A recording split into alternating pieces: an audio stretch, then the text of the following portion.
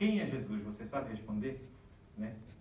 E acredito que a maioria está bem sintonizada com Jesus Cristo. Né? E eu, como pastor Célio, eu oro que essa palavra ela possa tocar em cada um de vocês de uma maneira especial. Né? Mateus 16, 13 e 20.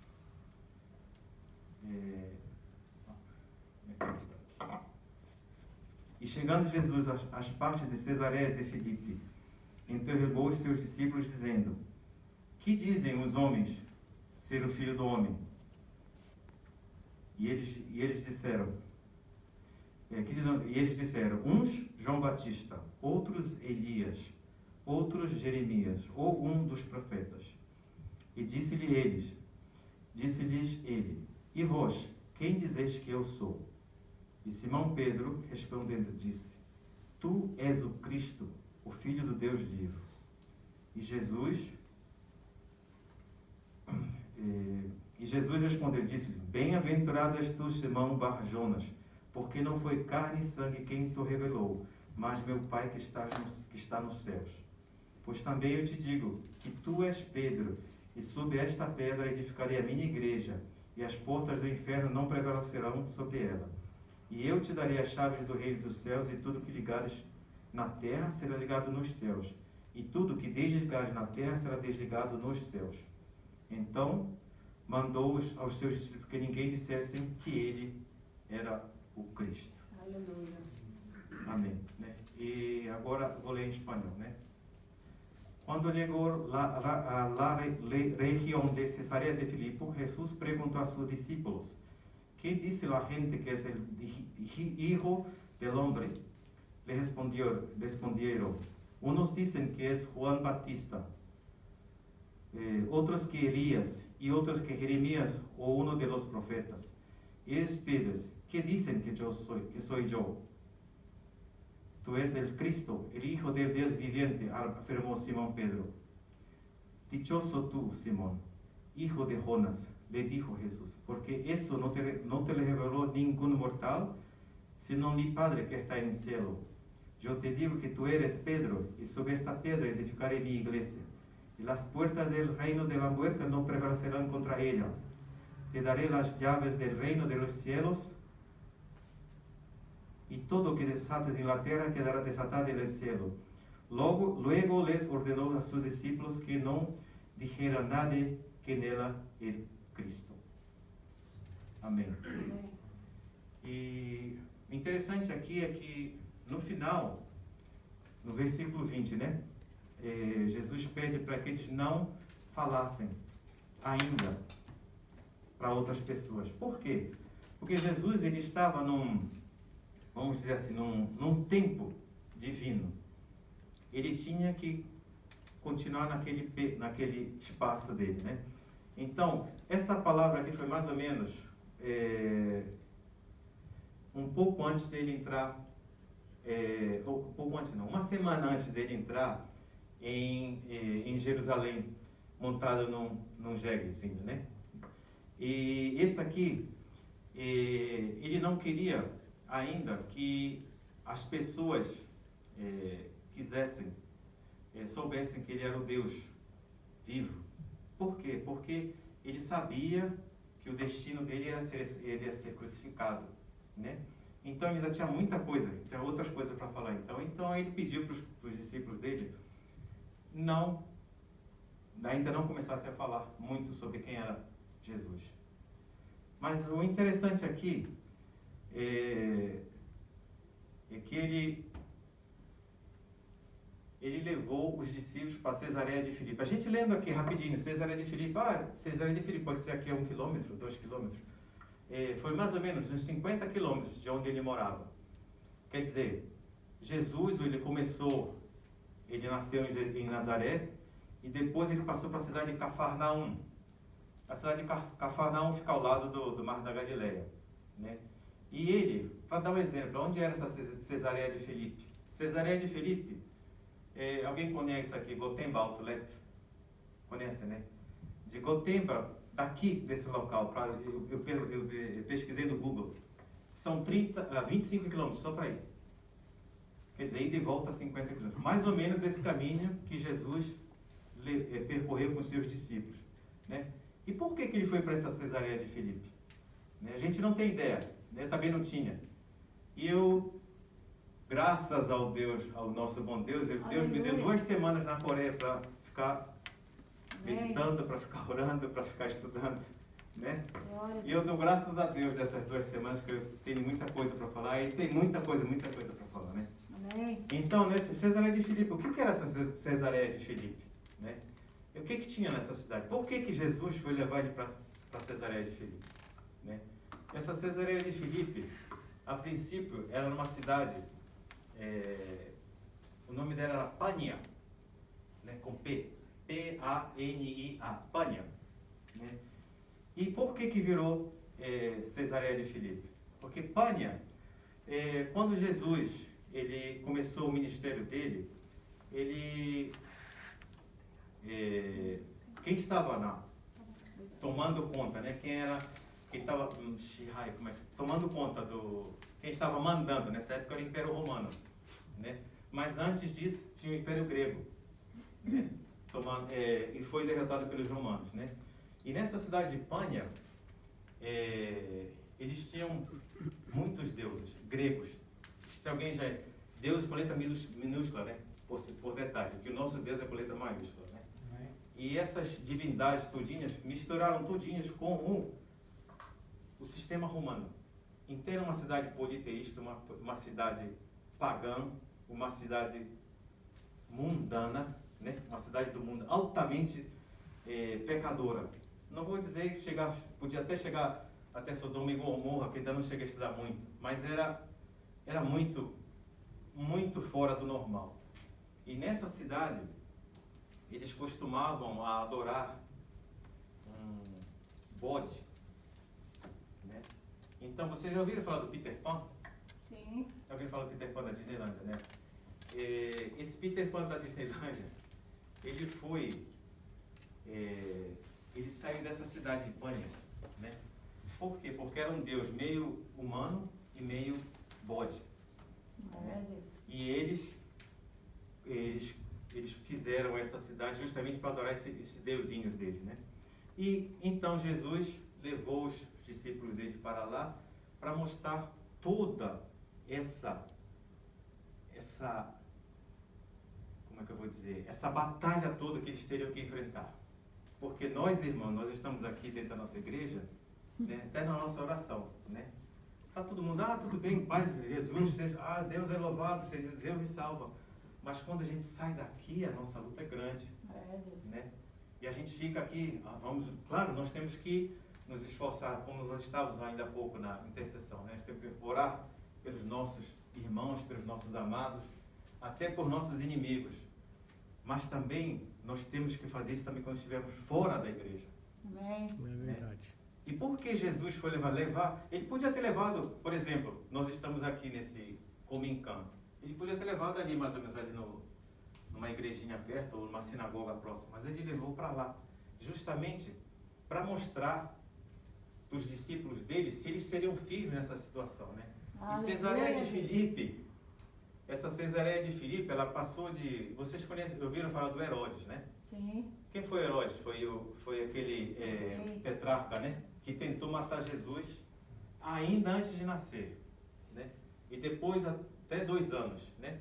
Com a criança até 2 anos de idade, eles mataram essa criança. Mas o filho do Herodes, Herodes Agripa, se eu não me engano, Herodes Agripa, né? Ele era, vamos dizer, puxa-saco do César, o imperador romano. Aí ele botou, eu vou fazer uma cidade para mim aqui, e vou botar o nome Cesareia, em homenagem a César, e Filipe, porque ele era filho do Herodes, Herodes Filipe, né? Isso, pastor, né? Quer dizer, puxar saco do César, né? E por isso que esse nome ficou Cesareia de Filipe, né?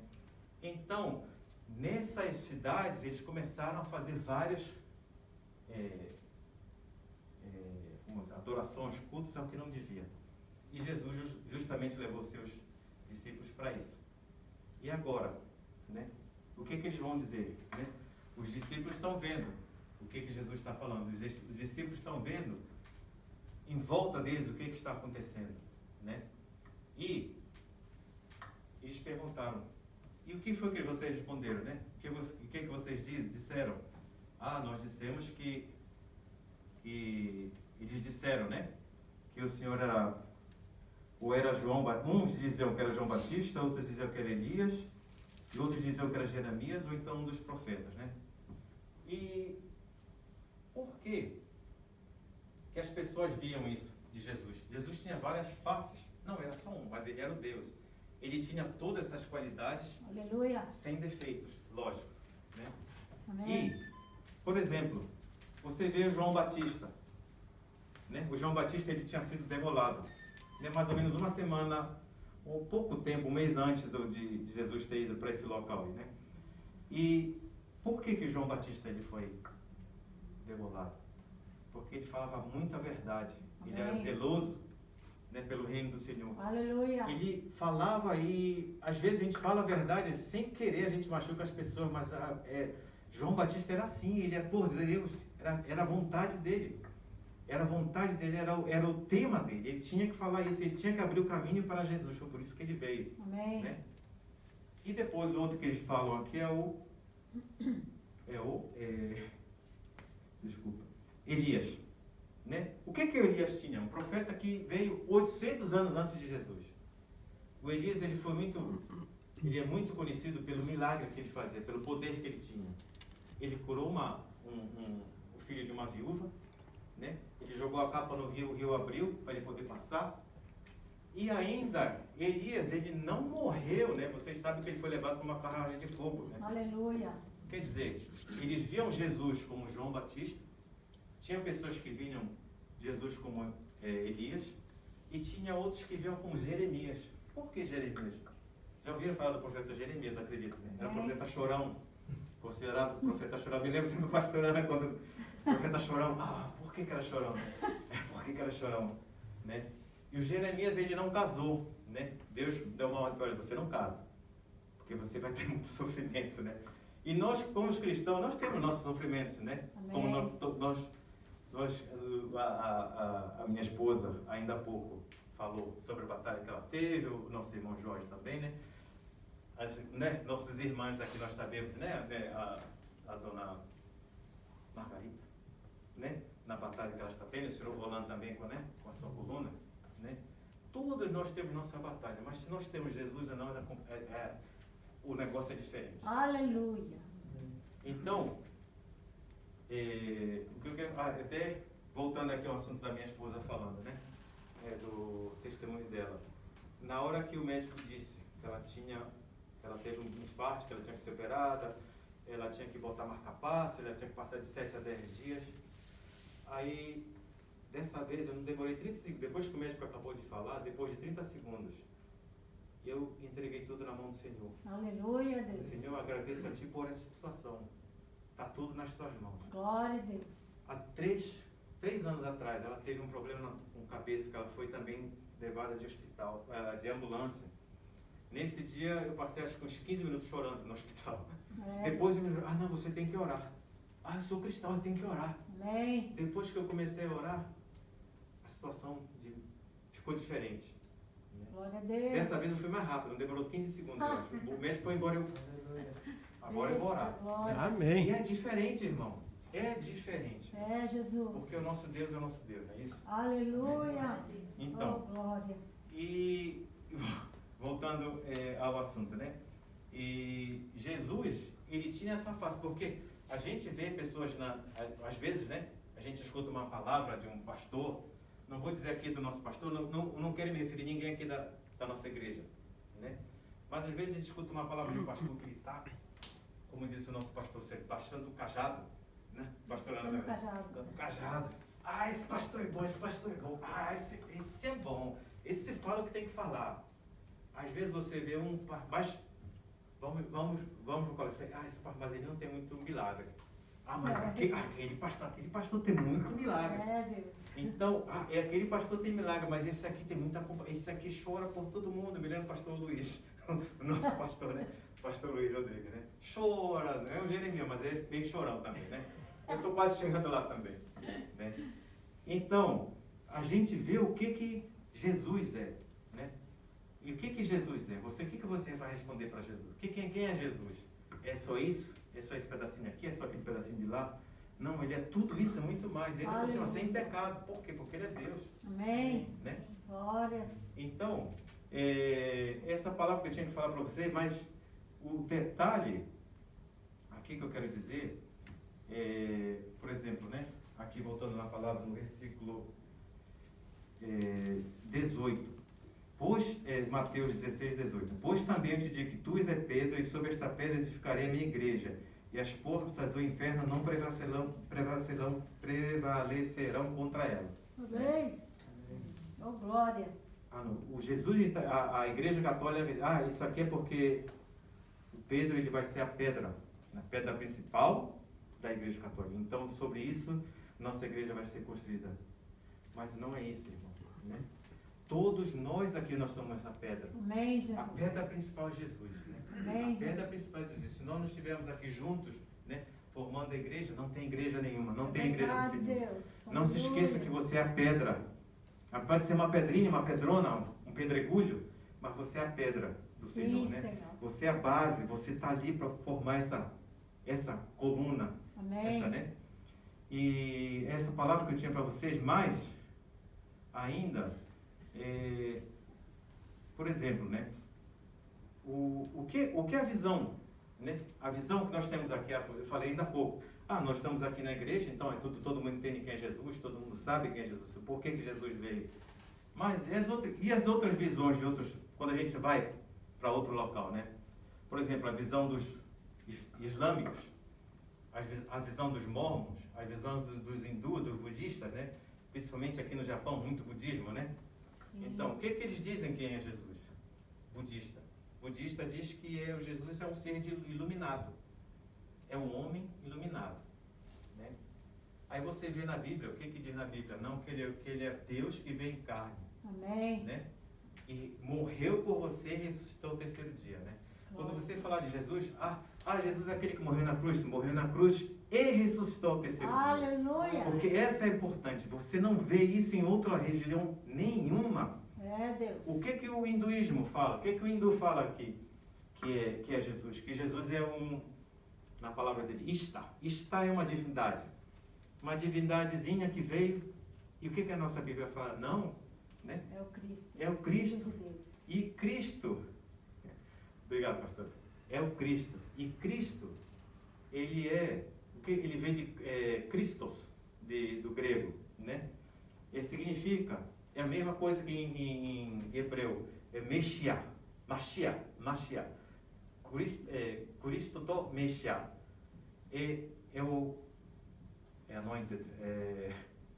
ungido do Senhor. Amém. Aleluia. É o ungido do Senhor. É o único, né, que é ungido do Senhor. O que o islamismo fala? O islamismo fala que Jesus é um profetazinho. Menor ainda do que o Mohammed, que eles chamam, né?